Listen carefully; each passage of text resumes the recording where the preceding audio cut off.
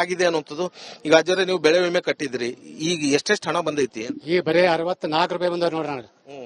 Insurance 64 ರೂಪಾಯಿ. ಇದು 2000 ಮುಂದೆ ಚಿಲ್ಲರ್ ರೊಕ್ಕ ಕಟ್ಟಿದೆವು. 64 ರೂಪಾಯಿ ಬಂದವ.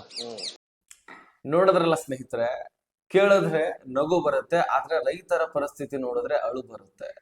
15 ರೂಪಾಯಿ, 25 ರೂಪಾಯಿ, 64 ರೂಪಾಯಿ, 75 ರೂಪಾಯಿ, ಈ ರೀತಿ ಬೆಳೆ ವಿಮೆಯನ್ನ ಸರ್ಕಾರ ಜಮಾ ಮಾಡ್ತಾ ಇದೆ. ಸ್ನೇಹಿತರೆ, 2000 ರೂಪಾಯಿ ಕೊಟ್ಟು ಇನ್ಸೂರೆನ್ಸ್ ಮಾಡಿಸ್ಕೊಂಡಿದ್ದಾರೆ. ಆ ಇನ್ಸೂರೆನ್ಸ್ ಅಷ್ಟು ದುಡ್ಡು ಕೂಡ ಬರ್ತಾ ಇಲ್ಲ ರೈತರಿಗೆ. ಸೊ ಹೀಗಾಗಿ ತೀವ್ರವಾದ ಆಕ್ರೋಶವನ್ನ ರೈತರು ವ್ಯಕ್ತಪಡಿಸ್ತಾ ಇರುವಂತದ್ದು ಇಲ್ಲಿ. ಅಷ್ಟಕ್ಕೂ ಈಗ ಮೊನ್ನೆ ತಾನೇನೆ ಬೆಳೆ ಹಾನಿ ವಿಮೆಗೆ ಅರ್ಜಿಯನ್ನ ಸಲ್ಲಿಸಿದ್ದಾರೆ. ಈಗ ಬಂದಿರತಕ್ಕಂತಹ ದುಡ್ಡು ಹೋದ ವರ್ಷದ್ದು, ಆದ್ರೆ ಈಗಾಗ್ಲೇ ಅರ್ಜಿ ಸಲ್ಲಿಸಿರ್ತಕ್ಕಂಥದ್ದು ಈಗ ಜುಲೈ ತಿಂಗಳಲ್ಲಿ ಅರ್ಜಿ ಸಲ್ಲಿಸಿದ್ರಲ್ಲ, ಸೊ ಇದು ಇನ್ನು ಕೆಲವೊಂದಿಷ್ಟು ತಿಂಗಳ ನಂತರ ಬರುತ್ತೆ. ಅದ್ರ ಬಗ್ಗೆ ಪರಿಶೀಲನೆ ಆಗಬೇಕು. ಅರ್ಜಿ ಸಲ್ಲಿಸಿದ ಬಳಿಕ ಹಾಗೆ ಎಲ್ಲ ಗ್ರೌಂಡ್ ರಿಪೋರ್ಟ್ ಆಗ್ಬೇಕು. ನಿಮ್ಮ ಬೆಳೆ ಹಾನಿ ಆಗಿದೆ ಅನ್ನುವಂಥದ್ದು ಕನ್ಫರ್ಮ್ ಕೂಡ ಸರ್ಕಾರ ಮಾಡ್ಬೇಕಾಗುತ್ತೆ. ಅದಲ್ಲದರ ಬಳಿಕ ಪಂಚನಾಮೆ ಅಂತಾನು ಕೂಡ ನಾವು ಕರಿಬಹುದು. ಆ ರೀತಿ ಎಲ್ಲ ಆದ ಬಳಿಕ ನಿಮಗೆ ದುಡ್ಡು ಜಮಾ ಆಗುವಂಥದ್ದು ಮತ್ತು ನಿಮ್ಮ ಬೆಳೆಗಳ ಆಧಾರದ ಮೇಲೆ ದುಡ್ಡು ಜಮಾ ಆಗುತ್ತೆ. ಓಕೆ, ಸೊ ಇದು ಒಂದು ಕಡೆ ಆದ್ರೆ, ಈಗ ಬರ್ತಾ ಇರುವಂತಹ ಮಾಹಿತಿ ಪ್ರಕಾರ ಕೇವಲ 15 ರೂಪಾಯಿ, 24 ಅಥವಾ 25 ರೂಪಾಯಿ, 64 ರೂಪಾಯಿ ಈ ರೀತಿಯಾಗಿ ದುಡ್ಡು ಜಮಾ ಆಗ್ತಾ ಇದೆ. ಇದರಿಂದ ರೈತ ತುಂಬಾನೇ ಆಕ್ರೋಶ ವ್ಯಕ್ತಪಡಿಸ್ತಾ ಇದ್ದಾನೆ. ಮೊದಲೇ ನಮ್ಮ ರಾಜ್ಯದಲ್ಲಿ ರೈತರಿಗೆ ಸಮಸ್ಯೆ ಇದಾವೆ. ಒಂದು, ಕಾವೇರಿ ನೀರನ್ನ ಬಿಡಬೇಡಿ ಅನ್ನುವಂತಹ ಒಂದು ಸಮಸ್ಯೆ, ಕುಡಿಲಿಕ್ಕೆ ನೀರಿಲ್ಲ. ಇನ್ನು ಹೊಲ ಗದ್ದೆಗಳಿಗೆ ಎಲ್ಲಿಂದ ಬಿಡೋಣ ಅಂತದ್ರಲ್ಲಿ ನೀವು ನೀರು ಬಿಡ್ಲಿಕ್ಕೆ ನಿಂತಿದ್ದೀರಿ ಅಂತ ಡಿ ಕೆ ಶಿವಕುಮಾರ್ ಅವರ ವಿರುದ್ಧವಾಗಿ ಆಕ್ರೋಶವನ್ನ ವ್ಯಕ್ತಪಡಿಸ್ತಿದ್ದಾರೆ. ಜೊತೆಗೇನೆ ಸಾಲ ಮನ್ನಾ ಮಾಡಿ ಎನ್ನುವಂತಹ ಬೇಡಿಕೆಯನ್ನ ಇಟ್ಟಿದ್ದಾರೆ. ಸಾಲ ಮನ್ನಾ ಮಾಡ್ಲಿಲ್ಲ ಅಂದ್ರೆ ನಾವು ವಿಷ ಕುಡಿತೀವಿ, ನಮಗೆ ಬೆಳೆ ಹಾನಿ ಪರಿಹಾರ ಸಿಗಲಿಲ್ಲ ಅಂದ್ರೆ ನಾವು ವಿಷ ಕುಡಿತೀವಿ ಅನ್ನುವಂತಹ ರೀತಿಯಲ್ಲಿ ಕೂಡ ತೀವ್ರವಾದಂತಹ ಆಕ್ರೋಶ ವ್ಯಕ್ತಪಡಿಸ್ತಾ ಇದ್ದಾರೆ. ರಾಜ್ಯದ ಮೂಲೆ ಮೂಲೆಯಲ್ಲಿನೂ ಕೂಡ ನೀವು ಗಮನಿಸಿರಬಹುದು, ರೈತರು ಈಗ ಹೋರಾಟ ಮಾಡ್ತಾ ಇದ್ದಾರೆ. ಹೌದು, ಕೆಪಿಎಸ್ಸಿ ವಿಚಾರವಾಗಿ ವಿದ್ಯಾರ್ಥಿಗಳು ಪ್ರೊಟೆಸ್ಟ್ ಮಾಡ್ತಾ ಇರೋದು ಒಂದ್ ಕಡೆ ಆದ್ರೆ, ಈಗ ರೈತರು ಕೂಡ ಒಂದು ಕಡೆ ಹೋರಾಟವನ್ನ ನಡೆಸಿದ್ದಾರೆ. ಅದರಲ್ಲಿ ಈಗ ಬೆಳೆ ಹಾನಿ ವಿಮೆ ಸರಿಯಾದ ರೀತಿಯಲ್ಲಿ ಜಮಾ ಆಗ್ಲಿಲ್ಲಪ್ಪ ಅಂದ್ರೆ ನಾವು ರಾಜ್ಯದ ಹೆದ್ದಾರಿಯನ್ನ ತಡೆದು ಆಕ್ರೋಶವನ್ನ ವ್ಯಕ್ತಪಡಿಸ್ತೀವಿ, ಪ್ರತಿಭಟನೆಯನ್ನ ಮಾಡ್ತೀವಿ, ಯಾವುದೇ ವಾಹನವನ್ನ ಮುಂದೆ ಹೋಗ್ಲಿಕ್ಕೆ ಬಿಡೋದಿಲ್ಲ ಅನ್ನುವಂತಹ ಒಂದು ಆಕ್ರೋಶವನ್ನ ವ್ಯಕ್ತಪಡಿಸ್ತಿದ್ದಾರೆ. ಅದರಲ್ಲಿ ಈಗ ಆಗಸ್ಟ್ 13ನೇ ತಾರೀಕು ಕರ್ನಾಟಕವೇ ಬಂದ್ ಅನ್ನುವಂತಹ ರೀತಿಯಲ್ಲಿ ಕೂಡ ಈಗ ಆಕ್ರೋಶಗಳು ವ್ಯಕ್ತಪಡಿಸ್ತಾ ಇದ್ದಾರೆ. ರಾಜ್ಯದ ರೈತನೇ ಸುಖದ ನಿದ್ರೆ ಮಾಡ್ಲಿಲ್ಲ ಅಂದ್ರೆ ನಾವು ನಿದ್ದೆ ಮಾಡ್ಲಿಕ್ಕೆ ಸಾಧ್ಯ ಇಲ್ಲ ಕಣ್ರಿ. ಯಾಕಂದ್ರೆ ಆತ ಬೆಳೆದಿರ್ತಕ್ಕಂತಹ ಬೆಳೆಯನ್ನ ತಿಂದು ನಾವು ಬದುಕ್ತಾ ಇರ್ತೀವಿ. ಇಂಥದ್ರಲ್ಲಿ ಸರ್ಕಾರ ಆತನ ಕೈ ಬಿಟ್ರೆ ಈ ರೀತಿ 15 ರೂಪಾಯಿ 20 ರೂಪಾಯಿ ಜಮಾ ಮಾಡ್ತಾ ಹೋದ್ರೆ ಹೇಗೆ? ರಾಜ್ಯದಲ್ಲಿ ಬೆಳೆ ವಿಮೆ ಕೊಡ್ಲಿಲ್ಲ ಅಥವಾ ಬರ ಹಾನಿ ಪರಿಹಾರವನ್ನ ಸರ್ಕಾರ ಕೊಡ್ಲಿಲ್ಲ, ಈಗಾಗಲೇ ಸಮೀಕ್ಷೆ ನಡೆಸಲಿಲ್ಲ, ಇದೆಲ್ಲವೂ ಕೂಡ ಮಾಡ್ಲಿಲ್ಲ ಅಂದ್ರೆ ಇನ್ಸೂರೆನ್ಸ್ ದಿಂದನೂ ಕೂಡ ದುಡ್ಡು ಬರೋದಿಲ್ಲ. ಏನ್ ಬೆಳೆ ಹಾನಿಯ ಮೇಲೆ, ಬೆಳೆಗಳ ಮೇಲೆ ಇನ್ಸೂರೆನ್ಸ್ ಮಾಡಿಸಿರ್ತಾರೆ ರೈತರು, ಅದು ಕೂಡ ಬರೋದಿಲ್ಲ. ವಿಮಾ ಕಂಪನಿಗಳು ಬೆಳೆ ವಿಮೆನೆ ಬಿಡೋದಿಲ್ಲ. ಸೊ ಇಂತಹ ಪರಿಸ್ಥಿತಿ ಸರ್ಕಾರ ರೈತರಿಗೆ ಕೊಟ್ಬಿಡುತ್ತೆ. ಅದಕ್ಕಾಗಿ ಹೆಚ್ಚಿನ ಇದರ ಬಗ್ಗೆ ವಿಚಾರಣೆ ಡಿ ಕೆ ಶಿವಕುಮಾರ್ ಅವರು ಮಾಡ್ಬೇಕಾಗುತ್ತೆ. ಒಟ್ಟಾರೆಯಾಗಿ ಡಿ ಕೆ ಶಿವಕುಮಾರ್ ಅವರಂತೂ ಈಗಾಗಲೇ ಸಾಕಷ್ಟು ಜಿಲ್ಲೆಗಳ ರೈತರಿಗೆ ಭೇಟಿ ಕೊಟ್ಟಿದ್ದಾರೆ. ಜೊತೆಗೆ ರೈತರ ಜಮೀನುಗಳಲ್ಲಿ ಒಂದ್ ಸ್ವಲ್ಪ ಬೆಳೆ ಯಾವ ರೀತಿಯಾಗಿ ಬರ್ತಾ ಇದೆ, ಬರ ಯಾವ ರೀತಿಯಾಗಿ ಬಿದ್ದಿದೆ ಅದ್ರ ಬಗ್ಗೆನೂ ಕೂಡ ಒಂದು ಚಿಂತನೆಯನ್ನ ಮಾಡ್ತಿದ್ದಾರೆ. ಆದ್ರೆ ಬರ ಪರಿಹಾರ ಒಂದು ದುಡ್ಡು ಪ್ರತಿ ಎಕರೆಗೆ 50,000 ರೂಪಾಯಿ ಕೊಡ್ಬೇಕನ್ನುವಂತಹ ಬೇಡಿಕೆ ಆರ್ ಅಶೋಕ್ ಅವರದಾಗಿದೆ, ಬಿಜೆಪಿ ನಾಯಕರದ್ದು. ಯಾಕಂದ್ರೆ ಅವರು ಕೂಡ ಆಕ್ರೋಶವನ್ನ ವ್ಯಕ್ತಪಡಿಸ್ತಾ ಇರುವಂತದ್ದು.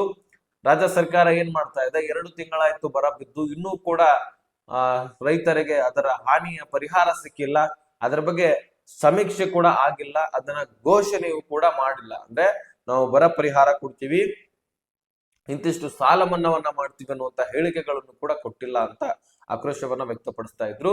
ಇದರ ಮೇರೆಗೆ ಈಗ ಸಾಲ ಮನ್ನಾ ಆಗಲೇಬೇಕು ಅನ್ನುವಂಥದ್ದು ಇದೆ. 1 ಲಕ್ಷ ರೂಪಾಯಿ ತನಕ ಸಾಲ ಮನ್ನಾ ಆಗಬೇಕು ಅನ್ನುವಂತಹ ಬೇಡಿಕೆ ಈಗ ಎಲ್ಲ ರೈತರದ್ದಿದೆ. ಅದಕ್ಕಾಗಿ ಡಿ ಕೆ ಶಿವಕುಮಾರ್ ಅವರು ಏನ್ ಹೇಳಿದಾರಂದ್ರೆ, ಕೇಂದ್ರದ ತಂಡ ಬರ್ತಾ ಇದೆಯಂತೆ. ಆ ತಂಡ ನಮ್ಮ ರಾಜ್ಯದಲ್ಲಿ ಎಷ್ಟು ಜಿಲ್ಲೆಗಳಲ್ಲಿ ಬರ ಬಿದ್ದಿದೆ, ಯಾವ ತಾಲೂಕಿನಲ್ಲಿ ಹೆಚ್ಚು ಬರ ಬಿದ್ದಿದೆ, ಅದನ್ನೆಲ್ಲವೂ ಕೂಡ ಸಮೀಕ್ಷೆ ಮಾಡ್ತಾರೆ, ಹೊಲ ಗದ್ದೆಗಳಿಗೆ ಇಳಿತಾರೆ. ಅದರ ಬಗ್ಗೆ ಒಂದು ಸಮೀಕ್ಷೆ ಮಾಡಿ ಅದರ ಬಗ್ಗೆ ಒಂದು ಲಿಸ್ಟ್ ಅನ್ನ ಬಿಡುಗಡೆ ಮಾಡ್ತಾರೆ. ಈ ತಾಲೂಕು ಬರ ಪೀಡಿತ ತಾಲೂಕು, ಈ ಜಿಲ್ಲೆ ಬರ ಪೀಡಿತ ಜಿಲ್ಲೆ, ಈ ಜಿಲ್ಲೆಗಳಲ್ಲಿ ಇಂತಿಷ್ಟು ತಾಲೂಕುಗಳಿದಾವೆ, ಇಲ್ಲೆಲ್ಲವೂ ಕೂಡ ಬರ ಬಿದ್ದಿದೆ ಅನ್ನುವಂತ ರೀತಿಯಲ್ಲಿ ಸ್ಪಷ್ಟನೆಯನ್ನ ಕೊಡ್ತಾರೆ. ನೋಡ್ತಾ ಇದ್ದೀರಿ ರಾಜ್ಯದಲ್ಲಿ ಕೆರೆಗಳು, ಜಲಾಶಯಗಳು ಎಲ್ಲವೂ ಕೂಡ ಬತ್ತಿ ಹೋಗಿದಾವೆ. ಕೃಷ್ಣಾ ನದಿ ಒಂದನ್ನ ಬಿಟ್ಟು ಅದು ಕೂಡ ಮಹಾರಾಷ್ಟ್ರದಲ್ಲಿ ಮಳೆ ಆಗುವಂತಹ ಕಾರಣಕ್ಕಾಗಿ ಮಹಾರಾಷ್ಟ್ರದ ಸಮೀಪ ಒಂದ್ ಸ್ವಲ್ಪ ನೀರುಗಳು ನಮ್ಮ ಉತ್ತರ ಕರ್ನಾಟಕ ಸೈಡ್ ಬಂದಿವೆ ಅಷ್ಟೇ. ಅದನ್ನ ಹೊರತುಪಡಿಸಿದ್ರೆ ರಾಜ್ಯದ ಉದ್ದಕ್ಕೂ ಕೂಡ ನೀರು ಇಲ್ಲ, ಎಲ್ಲವೂ ಕೂಡ ಬತ್ತಿ ಹೋಗಿರ್ತಕ್ಕಂಥದ್ದು, ಬೆಳೆಗಳು ಕೂಡ ಒಣಗಿ ಹೋಗಿರ್ತಕ್ಕಂಥದ್ದು ನೀವು ಕಾಣ್ತೀರಿ. ಎರಡೆರಡು ಬಾರಿ, ಒಂದಲ್ಲ 2 ಬಾರಿ ಬಿತ್ತನೆ ಮಾಡಿದ್ರು ಸಹಿತ ಬೆಳೆನೆ ಬರೋದಿಲ್ಲ ರೈತರಿಗೆ, ಅಷ್ಟು ಸಂಕಷ್ಟವನ್ನ ಎದುರಿಸ್ತಾ ಇದ್ದಾರೆ. 30,000 50,000 ರೂಪಾಯಿ ಈ ರೀತಿ ಖರ್ಚು ವೆಚ್ಚ ಮಾಡಿ ಬೆಳೆಗಳನ್ನ ಬೆಳೆದಿದ್ದಾರೆ. ಮಳೆರಾಯ ಈಗಲಾದ್ರೂ ಬರ್ತಾನೆ, ನಮ್ಮ ಒಂದು ಬೈತಿರ್ತಕ್ಕಂತಹ ಬೆಳೆಗಳಿಗೆ ಫಲ ಕೊಡ್ತಾನೆ ಅನ್ನುವಂತಹ ರೀತಿಯಲ್ಲಿ ನಂಬಿಕೆಯನ್ನ ಇಟ್ಟಿದ್ರು. ಆದ್ರೆ ಆ ನಂಬಿಕೆ ಸುಳ್ಳಾಗಿದೆ. ಈಗ ಸರ್ಕಾರ ಕೈ ಹಿಡಿಬೇಕಾಗಿದೆ. ಓಕೆ, ನೋಡೋಣ. ಈಗ ಸಮೀಕ್ಷೆ ನಡೆಯಲಿದೆ, ಯಾರು ಕೂಡ ವರಿ ಮಾಡ್ಕೊಳ್ಬೇಡಿ. ಬೆಳೆ ಹಾನಿ ಪರಿಹಾರ ಇದೇನ ಪ್ರತಿಭಟನೆ ನಡೀತಾ ಇದೆಯಲ್ಲ, ಇದರ ಆಧಾರದ ಮೇಲೆ ದುಡ್ಡು ಸಿಗತ್ತೆ. ಸೊ ನೀವು ಪ್ರತಿಭಟನೆಯನ್ನ ಮುಂದುವರಿಸಲೇಬೇಕಾಗತ್ತೆ ಅಷ್ಟೇ. ನಾನು ಈಗ ಹೇಳೋದಿಷ್ಟೇ, ಯಾಕಂದ್ರೆ ಸರ್ಕಾರದಿಂದ ಬಂದಿರತಕ್ಕಂತ ಇನ್ಫಾರ್ಮೇಶನ್ ಏನಪ್ಪಾ ಅಂದ್ರೆ ಸಮೀಕ್ಷೆ ನಡೆಯತ್ತಂತೆ ಕೇಂದ್ರದಿಂದ ಬಂದು, ಅದಾದ ಬಳಿಕ ನಿಮಗೆ ಅದರ ಬಗ್ಗೆ ಕೇಂದ್ರ ರಾಜ್ಯ ಸರ್ಕಾರ ಒಂದಿಷ್ಟು ಸ್ಪಷ್ಟನೆಯನ್ನ ಕೊಡುತ್ತೆ. ಅದರ ಆಧಾರದ ಮೇಲೆ ನಿಮಗೆ ದುಡ್ಡು ಬರುವಂತದ್ದು. ಕೆಲವೇ ದಿನಗಳಲ್ಲಿ ಆ ಸಮೀಕ್ಷೆ ಮುಗಿಯುತ್ತೆ. ಅದಾದ ಬಳಿಕ ನಿಮಗೆ ಸ್ಪಷ್ಟನೆ ಸಿಗತ್ತೆ. ಕೇಂದ್ರದಿಂದನೇ ತಂಡ ಬರೋಲಿದೆ. ಅದಕ್ಕಾಗಿ ಯಾರು ಕೂಡ ಪ್ರತಿಭಟನೆ ಮಾಡಬೇಡಿ ಅಂತ DK ಶಿವಕುಮಾರ್ ಅವರು ಮನವಿ ಮಾಡ್ಕೊಂಡಿದ್ದಾರೆ. ಆದ್ರೆ ಇನ್ನು ನಿಮಗೆ ದುಡ್ಡು ಬರುತ್ತೋ ಇಲ್ವೋ ಅನ್ನುವಂಥದ್ದು ಈಗ ಕೇಂದ್ರ ಸರ್ಕಾರ ಬಂದು ಈ ಒಂದು ಮಾನದಂಡಗಳ ಆಧಾರದ ಮೇಲೆ ಸಮೀಕ್ಷೆ ಮಾಡಿದ ಮೇಲೆನೆ ಸಿಗುವಂತಹ ಇನ್ಫಾರ್ಮೇಶನ್.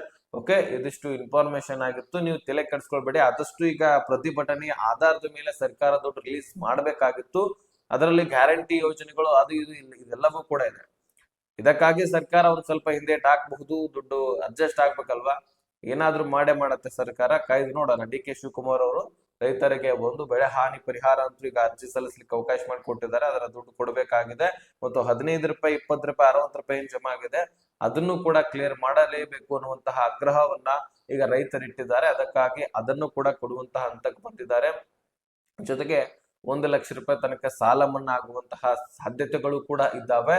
ಯಾರು ಕೂಡ ತಲೆ ಕೆಡಿಸ್ಕೊಳ್ಬೇಡಿ. ಡೆಫಿನೆಟ್ಲಿ ನಿಮ್ಮ ಖಾತೆಗಳಿಗೆ ಈ ದುಡ್ಡು ಜಮಾ ಆಗುವಂತದ್ದು. ಸೊ ಕಾಯ್ದು ನೋಡೋಣ. ಸಮೀಕ್ಷೆ ಆದ ಮೇಲೆ ಅಪ್ಡೇಟ್ ಸಿಗತ್ತೆ. ಅಪ್ಡೇಟ್ಸ್ ಅನ್ನ ನಿಮ್ಮ ಮುಂದೆ ಇಡುವಂತಹ ಪ್ರಯತ್ನ ಮಾಡ್ತೀನಿ. ಬಹಳ ದಿನದಿಂದನೂ ಕೂಡ ವೇಟ್ ಮಾಡ್ತಾ ಇದ್ದೀರಿ. ರೈತರ ಕಷ್ಟ ನಮಗಂತೂ ಅರ್ಥ ಆಗ್ತಾನೆ ಇದೆ, ಆದ್ರೆ ಸರ್ಕಾರಕ್ಕೆ ಅರ್ಥ ಆಗ್ತಾ ಇಲ್ಲ.